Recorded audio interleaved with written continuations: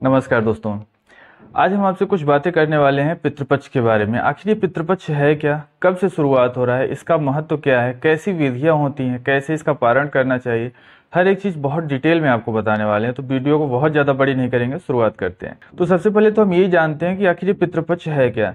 देखिए दोस्तों, पितृपक्ष को हम लोग श्राद्ध भी बोलते हैं और कानागत भी बोलते हैं। आखिर ये श्राद्ध क्या है, कानागत क्या है, वो सारी चीज़ें आज हम आपको बहुत डिटेल से बताने वाले हैं। तो दोस्तों, पितृपक्ष की जो इस बार शुरुआत हुई है, श्राद्ध पूर्णिमा से शुरुआत हुई है। करीब 16 दिनों तक ये चलेगा और 14 अक्टूबर को ये सर्वपितृ अमावस्या के दिन ये खत्म हो रहा है। तो यही होता है, पितृपक्ष हमेशा ही ऐसे ही 16 दिनों का मनाया जाता है। श्राद्ध पूर्णिमा से शुरुआत होकर सर्वपितृ अमावस्या तक दोस्तों ये चलता है। ठीक है, अब आते हैं इसकी महत्व क्या है, आखिर इसे हम लोग मनाते क्यों हैं, उसके बारे में हम आपसे डिस्कस करते हैं। कहा जाता है कि हमारे पूर्वजों की जो 3 पीढ़ियां होती हैं वो पितृलोक में निवास करती हैं। आखिर ये पितृलोक क्या है और कहाँ पर होता है। पितृलोक दोस्तों जो होता है ये एक टाइप का लोक है, जैसे स्वर्गलोक होता है वैसे आपका पितृलोक भी होता है। ये स्वर्गलोक और पृथ्वीलोक के बीच में होता है। इसके जो शासनकर्ता होते हैं वो भगवान यम होता है। भगवान यम के द्वारा ये चलाया जाता है, भगवान यम के द्वारा ही यहाँ पर शासन किया जाता है। तो जब भी कोई इंसान की मृत्यु होती है तो भगवान यम सबसे पहले उसे पृथ्वी लोक से उठा के पितृलोक में लेके जाते हैं। तो ऐसे में आप पितृपक्ष के दौरान जो भी आप श्राद्ध करते हैं, पुण्य करते हैं, उसी से आपके पितरों को जो है, आपके पूर्वजों को जो है वो मुक्ति मिलती है दोस्तों। तो इसकी विशेष महत्वता इसीलिए है क्योंकि ये एक ऐसा समय होता है जिसमें किया गया दान, जिसमें किया गया श्राद्ध जो है आपके पूर्वजों के मुक्ति का द्वार खोल देता है। इसके बाद आपके पूर्वज जो है वो स्वर्ग लोक को विहार कर जाते हैं। तो इसमें सबसे ज्यादा जरूरी ध्यान देने वाली बातें ये होती है दोस्तों कि जब भी पितृपक्ष चल रहा हो, अगर आपको पितरों को दान करना है तो ऐसे में आपको दाढ़ी बाल ये सब नहीं कटवाने हैं, नहीं बनवाने हैं। और सबसे ज्यादा स्पेशली आपको ध्यान देना है कि इस वक्त इन 16 दिनों में आपको जो है हमेशा सात्विक भोजन करना है, तामसिक भोजन नहीं करना है कि बहुत ज्यादा मिर्च मसाला ये सब सारी चीजें जो होती हैं वो सब आपको नहीं करनी है। आपको जो सिर्फ करना है वो सात्विक भोजन दोस्तों आप लोगों को करना होता है। दोस्तों, ये जो पितृपक्ष होता है, श्राद्ध होता है, इसके बारे में हमारे रामायण में भी इसकी व्याख्या दी गई है और महाभारत में भी इसकी व्याख्या दी गई है। तो एक छोटा सा प्रसंग का हम शुरुआत करते हैं जो कि महाभारत में इसके बारे में किया गया है। तो श्राद्ध का एक प्रसंग जो महाभारत में लिया गया वो ये है कि जिस समय कौरवों का युद्ध पांडवों से हो रहा था, सब युद्ध वगैरह सब समाप्त हो गया था दोस्तों। युद्ध की समाप्ति के बाद जब सब लोग जाते हैं स्वर्गलोक, क्योंकि कहा गया है कि वहां पे मरना, जो भी मर रहा था, मतलब कि उस कुरुक्षेत्र में जिसकी भी मृत्यु होती वो कहीं न कहीं स्वर्गलोक में ही जाता। ठीक है, तो सब लोग कौरव पांडव सब लोग स्वर्गलोक गए, तो सबको खाना वगैरह मिल रहा था। ठीक, होता क्या है कि जब दानवीर कर्ण के पास जब भोजन जाता है उसमें सिर्फ हीरे चांदी जवाहरात मोतियां यही सब होती है, उन्हें खाने में भोजन नहीं मिलता है। तब वो जाते हैं वहां के राजा इंद्र के पास, इंद्र जी से कहते हैं कि हे देवराज, हमें खाने में ये सब क्यों मिल रहा है, मतलब कि सब लोगों को तो प्रॉपर भोजन मिल रहा है और हमें ये सब सोना चांदी क्यों मिल रहा है। तो उन्होंने बताया कि आपने पूरी जिंदगी अगर दान में कुछ किया है तो सोना चांदी हीरे मोती जवाहरात यही सब किया है। जो आप दान करेंगे कर्ण वही तो आपको मिलेगा। तो क्योंकि आपने अपने पूर्वजों के नाम पे भी जो दान किया था वो यही सब किया था। तो कर्ण ने बोला कि हे देव, हमें तो अपने पूर्वजों के बारे में ज्ञात ही नहीं था कि हमारे माता कौन है, हमारे पिता कौन है। अगर हम अज्ञान है, हमारे पास नॉलेज ही नहीं है, तो हमें तो जो भी हमारे पास होगा हम वही दान करेंगे। तो उस समय इंद्रदेव ने सलाह दिया कि आप एक काम करिए, आप इन 16 दिनों तक जब पितृपक्ष चल रहा है आप जाइए पृथ्वीलोक पर और वहां पे दान धर्म करिए अपने पूर्वजों को। तब उनकी राय मानकर कर्ण जो है 16 दिन के लिए पृथ्वीलोक पर आते हैं स्वर्गलोक से, और 16 दिन तक पूजा व्रत रख के यहाँ पे दान धर्म करते हैं। उसके बाद वो जाते हैं स्वर्गलोक में। इससे वो अपने पितृ ऋण से मुक्त हो जाते हैं दोस्तों, सबसे पहले ये दिमाग में उठता है कि आखिर ये श्राद्ध क्या है।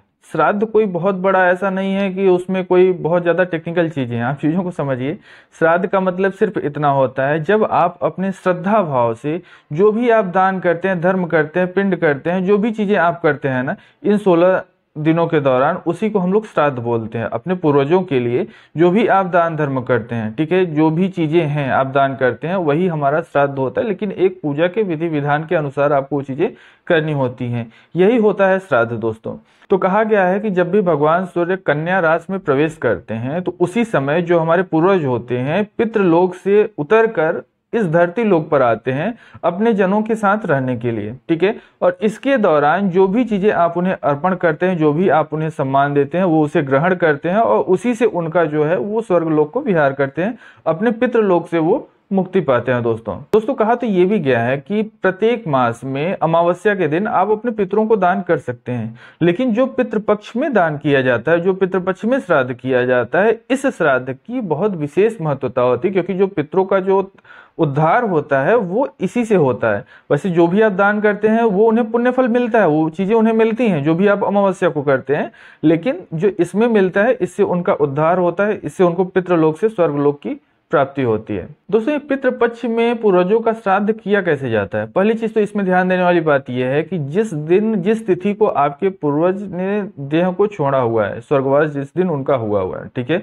अगर आपको वो तिथि मालूम है तो इस 16 दिन के दौरान अगर आपको तिथि मालूम है तो उसी तिथि को आपको श्राद्ध करना है। अगर इनकेस ऐसा होता है कि आपको तिथि नहीं मालूम है, तब आप उसे सर्वपितृ अमावस्या के दिन कर सकते हैं, क्योंकि ये ऐसा दिन होता है जिसमें आपको तिथि मालूम हो न मालूम कोई फर्क नहीं पड़ता, लेकिन इस दिन किया गया दान आपको वही फल मिलेगा जो आप तिथि याद करके करते तो मिलता। तो जो ये अभी 14 अक्टूबर को होने वाला है, जो लास्ट दिन होने वाला है सर्वपितृ अमावस्या, इस दिन जिसको भी अपने पूर्वजों की देह छोड़ने की दिन याद न हो, तिथि याद न हो, ये सर्वपितृ अमावस्या के दिन वो दान कर सकते हैं, श्राद्ध कर सकते हैं दोस्तों। और साथ ही साथ मैं आपको बता दूं दोस्तों कि कभी कभी ऐसा भी होता है कि घर में कोई ना कोई ऐसी एक मृत्यु हुई रहती है कि जिसमें अकाल मृत्यु हुई रहती है, जैसे किसी ने आत्महत्या कर लिया या फिर किसी एक्सीडेंट में ऐसा चीज हो जाता है, कुछ भी ऐसी चीजें जो अकाल मृत्यु में आती है दोस्तों। ऐसे में जो श्राद्ध किया जाता है, वो श्राद्ध जो है वो पितृपक्ष के जो चतुर्दशी तिथि आती है उसमें उन लोगों का श्राद्ध किया जाता है जिनकी अकाल मृत्यु हुई रहती है। तो ये सब चीजें थोड़ा सा विशेष ध्यान देने वाली बात है कि या तो अगर आपको डेट मालूम है तो उसी तिथि को करिए जो पितृपक्ष में पड़ा हुआ है, ठीक है। अगर आपको तिथि नहीं मालूम है तो सर्वपितृ अमावस्या के दिन आप कर सकते हैं। और अगर कोई अकाल मृत्यु घर में हुई है उसका श्राद्ध अगर आपको दोस्तों करना है तो उसे जो है चतुर्दशी तिथि को ही किया जाता है। इस बात को आप लोगों को ध्यान में रखना होगा। दोस्तों बताया गया है कि श्राद्ध जो है आप 3 पीढ़ियों तक कर सकते हैं, 3 से ज्यादा पीढ़ियों के बाद का श्राद्ध आप नहीं कर सकते, 3 पीढ़ियों तक आप श्राद्ध कर सकते हैं। और ये भी कहा गया है, हमारी जो पौराणिक कथाएं है, जो मान्यता है, ये भी कहा गया है कि श्राद्ध पक्ष में जो भी आपका पितृपक्ष चलता है इसमें यमराज सारे जीवों को मुक्त कर देते हैं कि आप अपने परिजनों के पास जा सकते हैं, वहां के भोग आप ले सकते हैं, ठीक है। उसके साथ साथ ये जो 3 पूर्वज होते हैं, 3 पीढ़ियां होती है जिनका हम श्राद्ध करते हैं, उनको जो जाना गया है, जो इसमें 3 पीढ़ियां मानी गई दोस्तों, इसमें पिता को वसु के नाम पे माना गया है, जो आप भगवान वसु को चढ़ाएंगे वो आपके पिता को अर्पण होगा, ठीक है। और अगर बात करें दादाजी की, तो जो भगवान रुद्र होते हैं, जो रुद्र देवता को आप अर्पण करते हैं वो आपके दादाजी को मिलता है, ठीक है, वो दादाजी के अर्पण के बराबर होता है। और साथ ही साथ अगर बात करें परदादा की, तो जो आप आदित्य देवता को चढ़ाते हैं, अर्पण करते हैं, वो आपके दादा परदादा जी को मिलता है। तो ये जो 3 पीढ़ियां होती हैं इसी हिसाब से डिसाइड करी गई है, वसु, रुद्रदेव और साथ ही साथ आदित्य देव, इन तीनों को जो आप अर्पण करते हैं वो आपकी इन 3 पीढ़ियों को मिलती है यहाँ पर, क्योंकि कहा गया है कि ये 3 देवता जो हैं आपके इन 3 पूर्वजों के प्रतिनिधि करते हैं। जो अब आते हैं दोस्तों, ये सर्वपितृ अमावस्या क्या है, क्योंकि इसका विशेष महत्व होता है तो लोग समझ नहीं पाते सर्वपितृ अमावस्या क्या है, मतलब ये मेन डेट क्यों होता है। देखिए ये पितृपक्ष का आखिरी दिन होता है, जो सर्वपितृ अमावस्या होता है ये आखिरी दिन होता है आपका इस पितृपक्ष का। इसमें ध्यान देने वाली बात यह है कि इसे हम लोग महालया अमावस्या भी कहते हैं, क्योंकि इसे इसलिए महालया माना जाता है क्योंकि जिन भी लोगों को अपने पूर्वजों की तिथि मालूम नहीं होती है वो इसी दिन ही श्राद्ध करते हैं और या फिर कर सकते हैं। दोस्तों अब आते हैं भरणी श्राद्ध। भरणी श्राद्ध क्या है?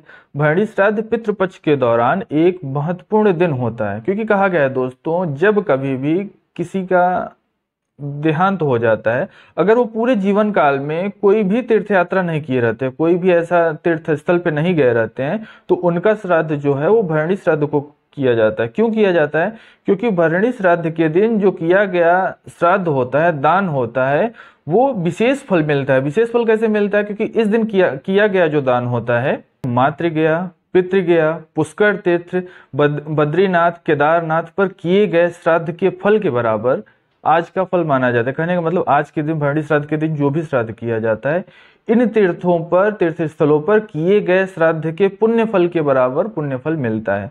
इसलिए जिनके भी पूर्वज कभी भी किसी तीर्थ स्थल पे नहीं गए हैं या तीर्थ यात्रा नहीं की है, उनको भरणी श्राद्ध के दिन ही श्राद्ध करना चाहिए।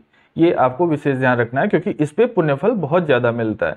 दोस्तों, एक विशेष चीज आपको इसमें ध्यान देने वाली बात है, जब कभी भी किसी का देहांत हो तो जो पहला वर्ष होगा, पहले वर्ष में ही आपको भरणी श्राद्ध नहीं करना है। क्योंकि कहा जाता है कि जो पहले वर्ष में मृत होता है, उसकी जो आत्मा होती है, 1 वर्ष तक लगभग उसकी आत्मा जीवित होती है। ठीक है, तो पहले वर्ष में भरणी श्राद्ध नहीं किया जाता है, लेकिन प्रथम वर्ष के पश्चात आप भरणी श्राद्ध आपको जरूर करना चाहिए, अगर आपके पूर्वज किसी भी तीर्थ स्थान पे, तीर्थ स्थल पे नहीं गए हैं तो। अब लास्ट में हम आपको बता दें कि ये तर्पण की विधि क्या होनी चाहिए। दोस्तों, तर्पण करने के लिए जो विशेष चीजों की आवश्यकता आपको होती है, वो होती है काला तेल, जौ, अक्षत, और साथ ही साथ इसमें कुश की होती है, जिसे हम लोग कुशा भी कहते हैं। इनका विशेष उपयोग किया जाता है, तो इसका उपयोग आप जरूर करें। और तर्पण करने के बाद अपने पितरों से जरूर प्रार्थना करें कि आपसे जो भी गलतियां हुई हो तर्पण के दौरान, आपको माफ करें। इससे उनको पुण्य फल तो मिलता है, आपको भी उनका आशीर्वाद मिलता है। तो इन सब चीजों को आपको विशेष ध्यान रखना है। ध्यान देना है कि 14 अक्टूबर को ये जो पितृपक्ष है वो आपका समाप्त हो रहा है। और हाँ, इस दिन साथ ही साथ मैं आपको बताऊं, सूर्य ग्रहण भी लगने वाला है, जो कि दूसरा सूर्य ग्रहण होने वाला है शायद। और इस पे भी एक विशेष वीडियो मैं आपके पास जल्दी ही लेके आऊंगा। और इस दिन आपको क्या करना चाहिए, क्या नहीं करना चाहिए, वो भी चीजें आपको बहुत जल्दी देखने को मिलेंगी दोस्तों। तो आशा करता हूं कि आज का ये जो वीडियो है पितृपक्ष से रिलेटेड, आपको कई सारी जानकारियां दी होंगी। कुछ लोगों को ये पता होंगी, कुछ लोगों के लिए नहीं होंगी। तो जो भी अगर इसमें गलतियां हो उसके लिए माफ करिएगा। चलिए मिलते हैं आप लोगों के साथ एक नेक्स्ट वीडियो में, तब तक के लिए राधे राधे।